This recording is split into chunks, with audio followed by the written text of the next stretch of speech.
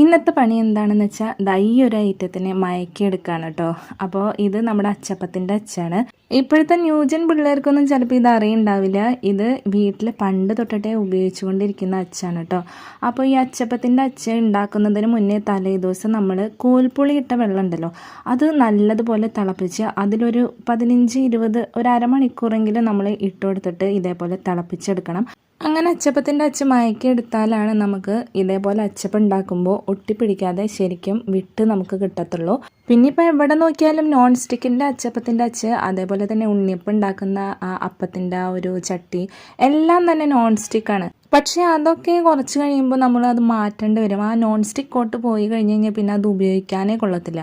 അപ്പോൾ ഞാനിത് പണ്ടൊട്ടേ ഇവിടെ ഉപയോഗിച്ചുകൊണ്ടിരിക്കുന്നത് കൊണ്ട് അതിനെ മയക്കിയെടുത്തിട്ട് നല്ല അടിപൊളിയായിട്ട് അച്ചപ്പം ഉണ്ടാക്കിയെടുത്തു. പരമാവധി നോൺ സ്റ്റിക്ക് പാത്രങ്ങളൊക്കെ ഇപ്പോൾ ഒഴിവാക്കിയിട്ട് ഇതേപോലെയുള്ള പാത്രങ്ങൾ ഉപയോഗിക്കാനായിട്ട് ശ്രമിക്കാം കേട്ടോ.